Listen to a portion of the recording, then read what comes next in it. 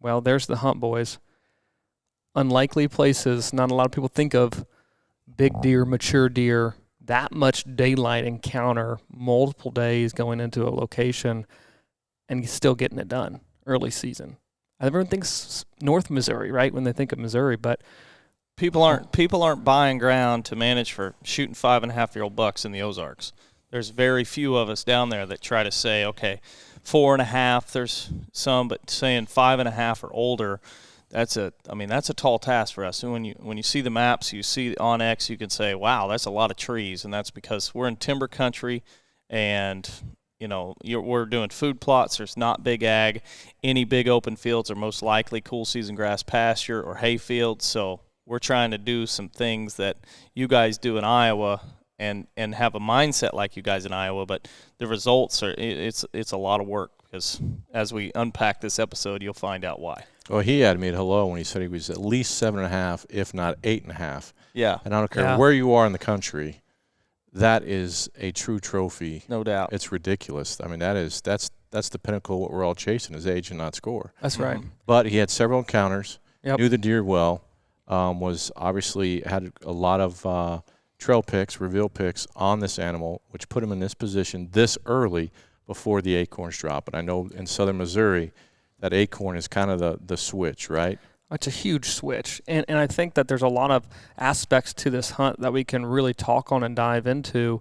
Before we do that, this setup, though, I feel like is so relatable to a lot of people when it comes to what they deal with in the South and the Mid-Atlantic and the Northeast, big timber country. Just basically. big timber country, Yep. yeah. And so this is, just for those watching, this is something that everyone can relate to. It's not unrealistic, but we've talked in the past about, trigger control, and this is a product of that. This is also a lease situation, so there's only so much manipulation that he can do. Now, this comes on a property that does a lot of timber harvesting and forestry management planning. Yep.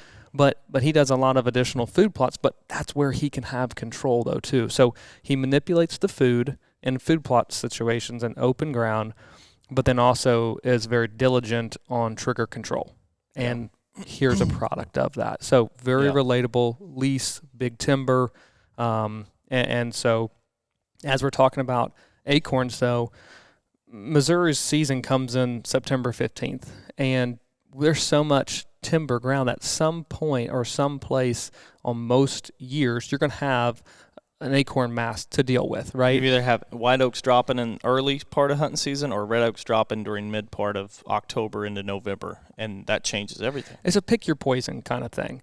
And what's important, though, leading into each year and each season is knowing what time food patterns are going to drastically shift. Because with that amount of timber that you have, as soon as that food source drops, and it's a very obviously fatty food source that they're using that's pretty much stockpiling for winter time frame, there's just an automatic shift that we experience and a lot of other people experience in big timber country. For you guys in crop country, that shift is going, we identified a food source. It may be standing beans, it may be standing corn, and knowing that at any second, any day, the combine's rolling in to take it away. Yeah. And we're kind of the opposite, going at any day, the acorns are really going to start dropping and everything changes. We're back to the drawing board. So you're using the acorn mass crop as basically motivation or a reason to be hunting as hard as you can prior to that happening. Gotcha. I think it goes back to what we talked about previously, is know when to be aggressive and when to be passive. Yes. And you guys are being aggressive early, which is driven by the acorn crops. Yeah.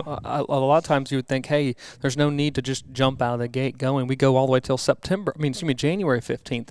But knowing that we had a bumper crop last year of acorns and it was going to change September 20th, 21st, 22nd, you start looking up, even looking at like if you have windy days and they start to fall a little bit early, that's going to throw a wrench into a big rainstorm. Yeah, like the mast is going to drop. It might delay getting to the bigger destination food source, but all those variables really play into, hey, if we've got the weather, it might be hot, or this is the night that Seth harvests is the third or actually the fourth night on that field, different stand or blind location that we kind of shifted back and forth based on winds, but that was a fourth sit-in, knowing any day after that it was probably going to change based on incoming rains and wind and just acorns falling. And there goes the patterns. So the strategy, like you guys, you're using these reveal cameras. He's got them out. He knows this deer is daylighting. So we know he's daylighting. We know acorns are coming. We got to strike.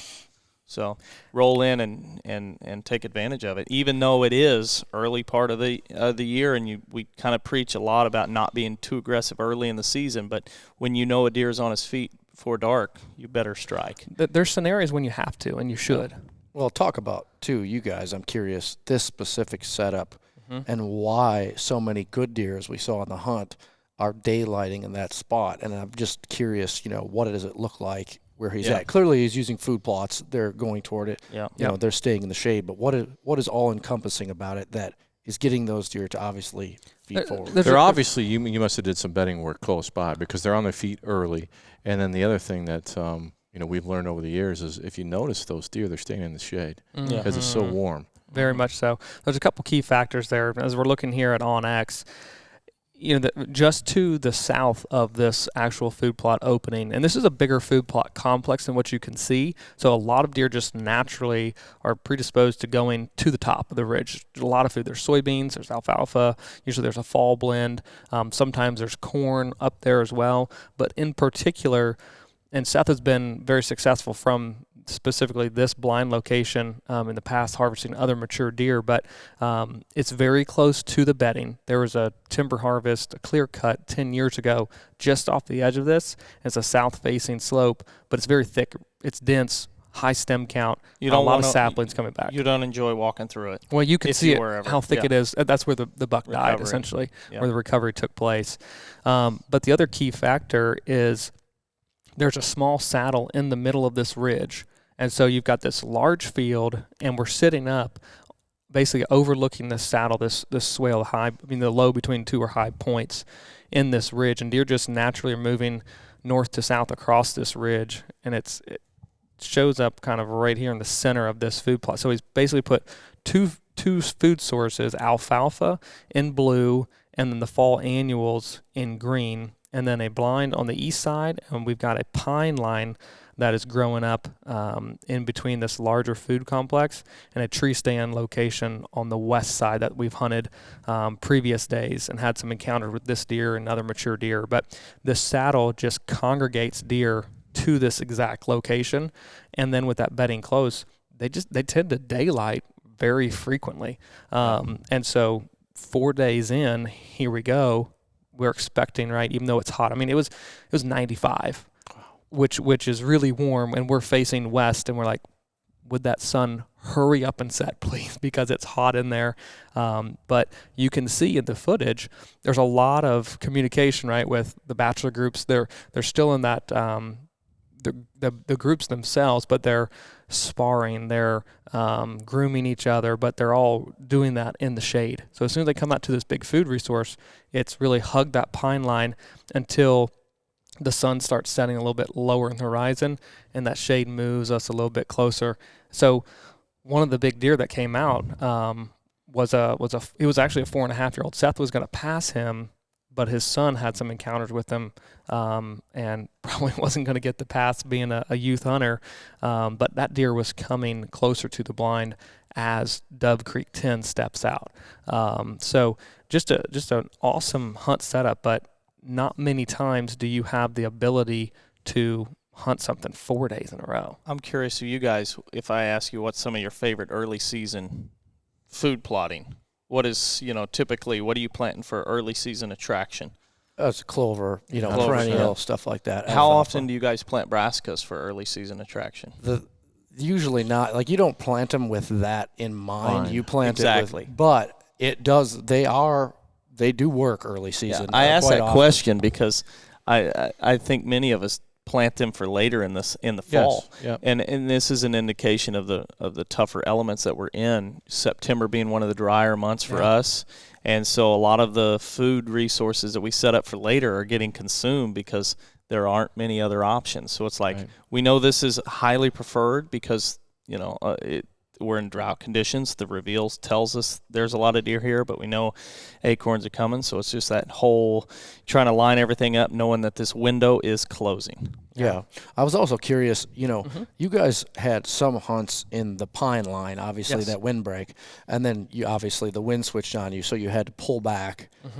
That's kind of it's a tough deal because you're clearly seeing the deer coming around the corner of that windbreak pine line right in range of where you had been previously, but it ended up working out better for you to pull back in order to keep your access and wind much better for the spot. Absolutely, and that's the value of this, getting out of a big field when it does get dark. A lot of these deer, they were feeding and then moving on to go and search for acorns, but they were hitting this green field in the daylight and then would gently move off, which allowed for the ability to get back out. But essentially the access is the dotted white line that you can see to and from the blind or the tree stand that we utilize, and it's on the north slope, so there's enough roll on that ridge top that as soon as you get down and out, you roll across onto that north slope, and everything on the south side of the field and the ridge up in the open, they're not going to see you entering in, entering out, which is a key factor of why you hunted them for 4 days in a row. Without that exit and entry,